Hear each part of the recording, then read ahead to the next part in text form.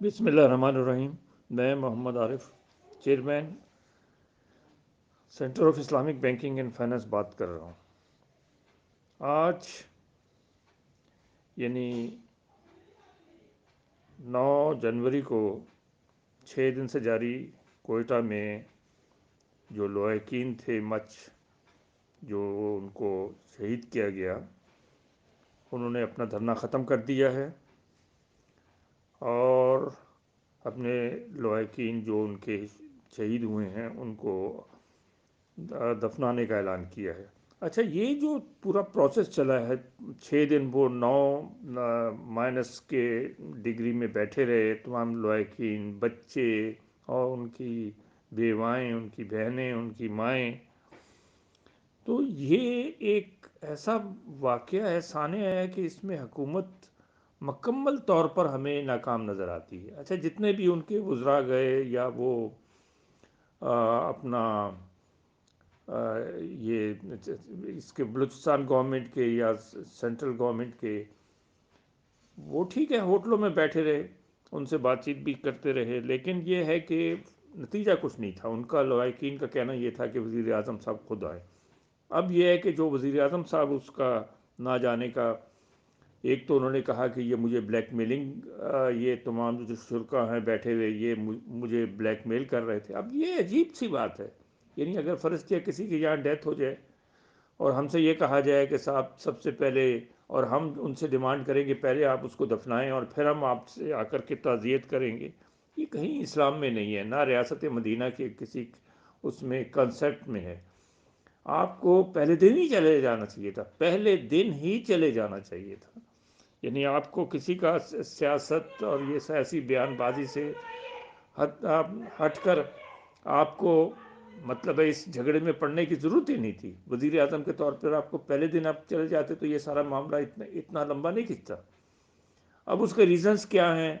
اب یہ ہے کہ آپ چیف آف آرمی سٹاف کے ساتھ ان کو وزٹ کرتے ہیں، وہاں پر ان کے لواحقین سے ملاقاتیں کرتے ہیں یا جو کچھ بھی کرتے ہیں۔ اب آپ کوئٹہ جائیں، اس کا کوئی فائدہ اس حکومت کو ہوتا نظر نہیں آ رہا۔ جو انہوں نے کرنا تھا وہ کر دیا، اور جو 6 دن ان کو بیچاروں کو سردی میں بٹھائے رکھا، کوئی اس کا یعنی کوئی جواز نہیں بنتا۔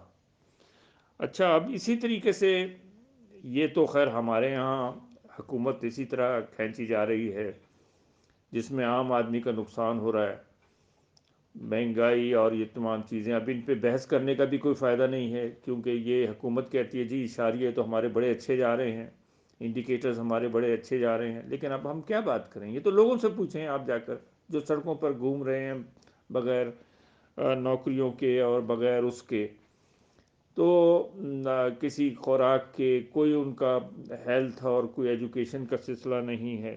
تو یہ چیزیں بجائے اس کے کہ ہم اینکرز بیٹھ کر باتیں کریں یا ہم یہ اس میں تمام باتیں اخباروں میں کریں، جا کے غریب آدمیوں سے پوچھیں، وہ آپ کو بتائیں گے کہ یہ حکومت صحیح کام کر رہی یا نہیں کر رہی۔ مجھے آج بھی یاد ہے کہ ایک میں لیکچر دے رہا تھا ایک کالج میں، ایک یونیورسٹی میں، تو وہاں اسٹوڈنٹس نے مجھ سے پوچھا کہ صاحب سر آپ بتائیں کہ یہ غربت کی کیا ڈیفینیشن ہو سکتی ہے؟ میں نے کہا یار غربت کی ڈیفینیشن جو بھی ہو، کتابوں میں جو لکھی ہوئی ہے، میں بجائے اس کے کہ آپ کو بتاؤں، آپ باہر نکلیں اور جا کر یہ جو سڑکوں پر سڑکیں کھود رہے ہیں اور یہ جو ٹھیلے لیے کھڑے ہیں، ان سے پوچھیں غربت کیا ہوتی ہے۔ غربت وہ آپ کو صحیح بتائیں گے، کتابوں سے آپ کو یہ غربت کی ڈیفینیشن نہیں ملے گی۔ اور بالکل اب یہی بات ہے کہ ہم اس پہ بحث کر رہے ہیں، بحث کیے چلے جا رہے ہیں، لیکن اب اس کی وجہ یعنی بیڈ گورننس ہے، یا کوئی پلاننگ نہیں ہے، یا آئی ایم ایف کا پریشر ہے، یا ایف اے ٹی ایف کا پریشر ہے، لیکن مسئلہ یہ ہے کہ ہم غریب آدمی پاکستان کا رل گیا ہے۔ اور اسی طریقے سے ابھی یہ کوئٹہ میں جو کچھ ہوا، یہ مائنارٹیز کے ساتھ، یا اس سے پہلے وہاں پر فرنٹیئر میں ایک مندر کو بھی جلایا گیا، تو یہ چیزیں پاکستان میں دیکھیں، قائد اعظم نے پاکستان جو بنایا تھا وہ سب کے لیے بنایا تھا۔ اس میں مسلمان ٹھیک ہے میجورٹی میں ہیں، لیکن سب کو رہنے کا برابر حق ہے۔ تو یہ چیزیں ہیں جو ہمیں دیکھنے کو مل رہی ہیں. اچھا، اب یہی چیز اگر ہم چلے جائیں تو دنیا بھر میں جو تبدیلیاں آ رہی ہیں اس کو آپ دیکھیں. امریکہ کے اندر جو کچھ ہوا، اور ٹرمپ نے جیسے لوگوں کو انسٹیگیٹ کیا، انہوں نے جا کر کے فرسٹ ٹائم اپنے کیپٹل ہل پہ اس سے پہلے جو اٹیک ہوا ہے وہ 1834 یا لگ بھگ اس وقت جب برٹش تھے انہوں نے اس کو کانگریس پر حملہ کیا تھا اور اس کو جلایا تھا، اور وائٹ ہاؤس وغیرہ کو جلایا تھا. اور اس وقت وہ کینیڈا کی طرف سے آئے تھے. کینیڈا اس وقت پارٹ آف برٹن تھا. اور اب یہ دوسرا واقعہ خود جب ان کی اپنی اتنی جمہوری حکومتیں آ گئی ہیں اور اس میں ہوا ہے. بہرحال اس کا رد عمل تو بڑا شدید آیا ہے خود یو ایس سی کے اندر. اور جو بائیڈن جو ہے اس کی کنفرمیشن ہو گئی ہے. خود جو اس کے ساتھی ہیں وہ اس کو چھوڑ گئے ہیں ٹرمپ کو. اور ٹویٹر نے اس کا تمام جو وہ اکاؤنٹ ہے کلوز کر دیا ہے پرماننٹلی.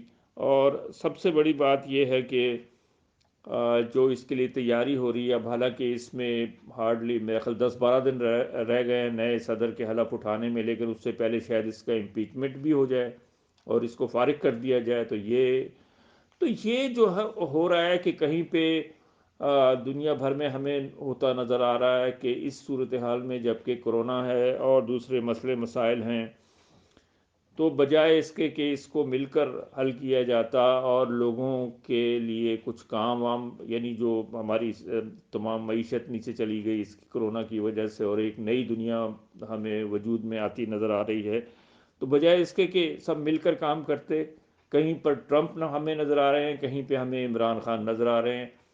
آگے بھی یہ ہوتا رہے گا، یعنی ٹرمپ نمودار ہوتے رہیں گے کئی ایک، اور عمران خان بھی کئی ایک نمودار ہوتے رہیں گے. لیکن دیکھیں اصل بات یہ ہے کہ جو ملک ہوتے ہیں وہ لوگوں کے ہوتے ہیں، وہ کسی ایک فرد کا نہیں ہوتا. چاہے وہ میں ہوں چاہے آپ ہوں، وہ سب کا ہوتا ہے. اور اس کے لیے ہم، ظاہری بات ہے کہ ہمیں ہمیشہ ان لوگوں کو سپورٹ کرنا چاہیے، چاہے وہ کہیں سے بھی ہوں، جو صحیح کام کرنا چاہتے ہیں، جو لوگوں کو ان کے مسائل سے نجات دلانا چاہتے ہیں، جو خوشحالی لانا چاہتے ہیں، تو یہ چیزیں ہیں جو ہمیں مطلب ہے اب کرنے کی ضرورت ہے. اور کرونا نے ہم سب کو اچھا خاصا سبق دیا ہے. اور اس کے علاوہ اب آپ دیکھ لیں کرونا کے ہوتے ہوئے بھی یہ پاکستان میں دہشت گردی کے واقعات ہو رہے ہیں، اور یہ پچھلے 2-2.5 سال میں عمران خان کے یہ ان واقعات میں بہت اضافہ ہوا ہے. ہمارے بلوچستان کے اندر آپ دیکھ لیں کتنے ہمارے بہادر فوجی ہیں، ان کو شہید کیا گیا. اور کس نے کیا سب جانتے ہیں، یہ پرانے طالبان کے لوگ ہیں یا داعش کے لوگ ہیں یا ISIS کے لوگ ہیں، سب کو پتہ ہے.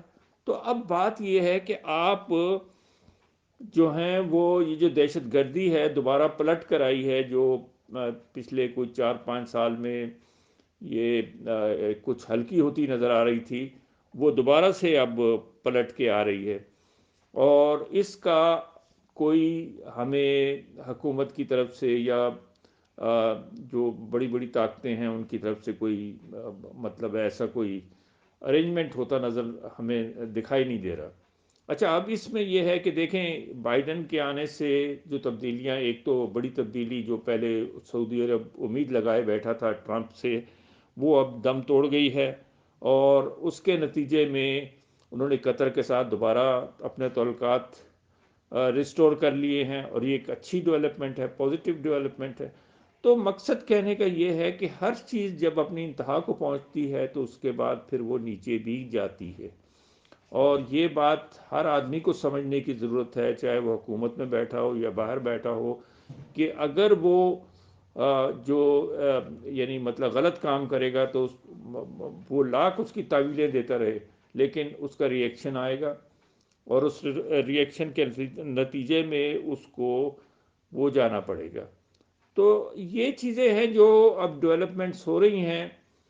اور ان ڈیولپمنٹس کے ساتھ ہمیں مثلاً ایک اور بات کہ جناب اب یہ کہا جا رہا ہے کہ جو یہ پینشنرز ہیں پاکستان میں، یہ ریونیو کا 18% ہو گئے. ارے آپ باقی چیزوں کو کمپیئر کرتے ہیں جی ڈی پی کے پرسنٹیج کے لحاظ سے، اور باقی چیزوں کو آپ کمپیئر کرتے ہیں بجٹ جو آپ کا ٹارگٹ ہوتا ہے اس کے ساتھ، اور یہ اس کو پینشن کو آپ ملا رہے ہیں ریونیو، اس کے ریونیو کے ساتھ۔